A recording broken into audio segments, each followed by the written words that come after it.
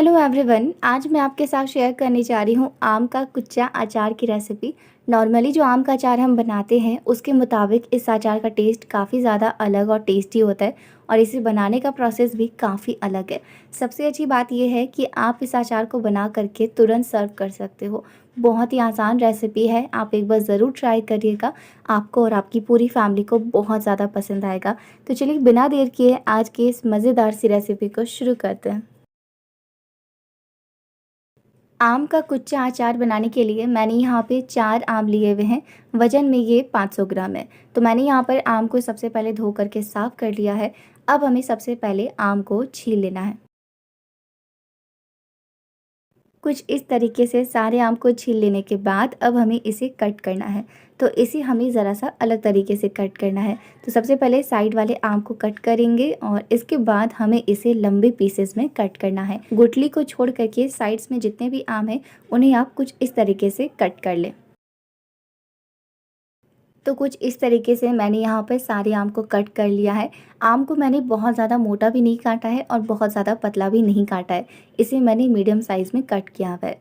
अब मैंने क्या किया कि सारे आम जो अभी मैंने कट किए हैं उन्हें मैंने एक प्लेट में निकाल दिया है और अब इसे अच्छे तरीके से फैला देंगे, क्योंकि अब हमें इसे 1 घंटे के लिए धूप में रखना है। ऐसा करने से होगा ये कि जो हमारा अचार बनेगा वो जल्दी ख़राब नहीं होगा। तो अगर आप अपने अचार को ज़्यादा टाइम तक अच्छा रखना चाहते हैं तो आप ये काम ज़रूर करें, वरना आप चाहें तो इस स्टेप को आप स्किप भी कर सकते हो। आप डायरेक्टली अचार को बना करके रेडी कर सकते हैं।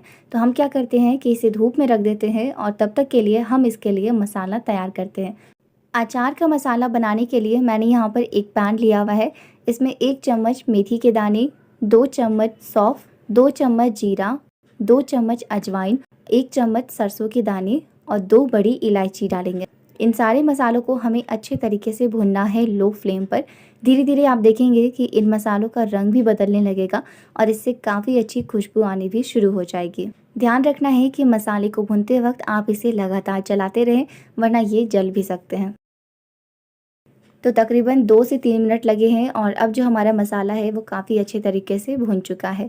इस टाइम पे मैं क्या कर रही हूँ कि गैस का फ्लेम मैंने ऑफ़ कर दिया है और अब हमें क्या करना है कि जो हमने बड़ी इलायची ली है, हमें इसके सिर्फ बीज लेने हैं और इसके जो ऊपर का छिलका है वो हमें अलग कर देना है, वरना इससे कड़वापन का स्वाद आता है। तो यहाँ पर सारे मसाले को निकाल करके हमें इसे ठंडा कर लेना है।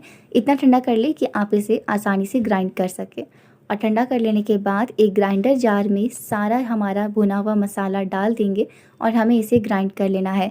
ध्यान रखिए कि आप इसे लगातार ग्राइंड ना करें, आप इसे बीच बीच में रुक रुक कर ग्राइंड करें और इसे कुछ इस तरीके से ग्राइंड करके इसका पाउडर तैयार कर ले। ध्यान रखिए कि हमें इसका बिल्कुल फाइन पाउडर नहीं बनाना है। तो ये हमारा अचार का मसाला बन करके तैयार हो चुका है और इधर हमारा आम भी बिल्कुल रेडी है। फटाफट से अब हम अचार को रेडी कर लेते हैं। तो यहाँ पर मैंने एक बोल लिया हुआ है और इसमें हमें सारा आम डाल देना है।